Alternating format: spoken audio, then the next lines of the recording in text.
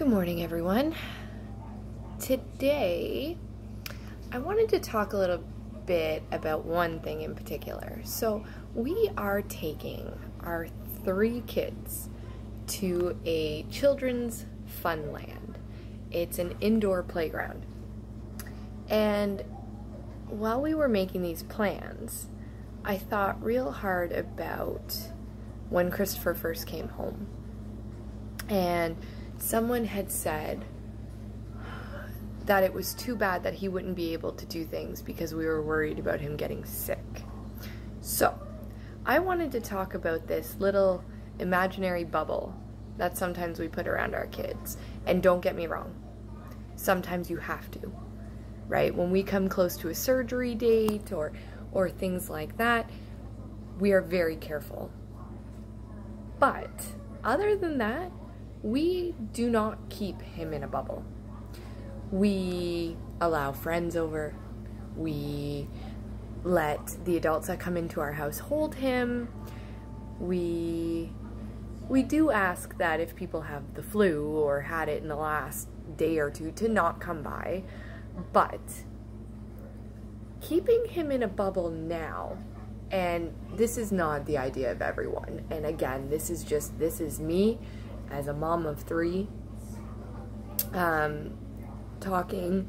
Everyone will have their own parenting styles, and I absolutely appreciate all of them. If you are able to homeschool your kids and things, good for you guys. I cannot do that. Again, because we have 2 older kids. One is almost 7 and one is 6. We didn't want to put Christopher in a bubble because, and I want y'all to think about it like this a little bit. When Christopher turns 4, he's going to be going to school. He's going to be going to a regular school with regular kids, some who are sick or have brothers and sisters who are sick, some who aren't, some that are new Canadians coming from all over the world. And my thought and my experience this far is that if I keep him so tightly in a bubble that he never experiences a cold or the flu or anything else, when he starts school, he is going to be sick, very sick. And we've seen it with some friends' kids and, you know, people that we know, where they start their kids in school, they'd never been to daycare, they'd only ever been home with either mom or dad, and the first year of school, they are probably homesick more than at school itself. So I just want everyone to kind of consider that a little bit, because when we go into places like an inside play yard, when it is pouring outside, and we know that there is probably going to be like 200 people packed into this little building, and we're going with friends of ours who have 2 kids, and everyone loves the baby, and they're so cute, and they want to touch the stroller, and how could I protect him from that? And you can't. You're always gonna have to go to Walmart, or the mall, or doctor's appointments, and things like this. And I just want to say, bring hand sanitizer. You know, if you hear someone coughing, don't go near them. But let your babies live a little. You know, with Christopher's current medical status, I had made kind of like a bucket list for his first year. And some of those were very typical, you know, baby's first pictures, and first Christmas pictures, and his first Thanksgiving, and Easter's coming up, and things like that. Part of that is letting him be a kid, because we never know. Every day with our kids is a blessing. Every day. We never know what tomorrow's going to bring for us, them, anyone else we know. Don't avoid things because you're scared.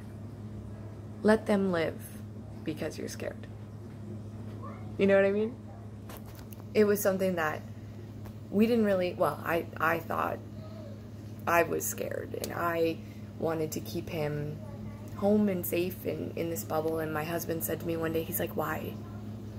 Why are you doing that to him? And he's right. I'm doing it to him because my other kids are still bringing in them germs. I'm still going to Walmart and touching all the carts. You know, my older daughter was sick over the holidays, and she had had salmonella from eggs. We don't very frequently cook for the kids with eggs just because they don't like them. And when I talked to the public health nurse, she said it was transfer. She could have been at Walmart and grabbed a toy off the shelf that someone had touched and transferred salmonella to. Gross. Yes, disgusting. But that's the kind of thing you can't avoid. You know, you can't always keep everyone in this safe little cocoon of wellness. Because ultimately, when they're 5, 6, 7, 8, eating dirt, eating snow, touching stuff, hugging their friends, giving kisses to you can't avoid some of it.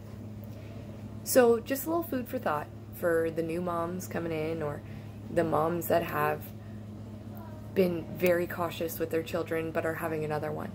Or, you know, the moms that this is their first baby and they have a heart defect. Do the best you can, but it's okay. If you got to take the bus somewhere, or the subway, or the GO train, do it. Be cautious, but don't seclude yourself. I know you can order groceries and stuff into the house, but it's better for you to get out. It's better for your babies to see the world, to know what a car looks like going down the street, to hear a train, to see the busyness in Walmart. Because one day they're going to be grown. One day they're going to be grown and they're going to have their own kids. And that's life. Till next time, guys.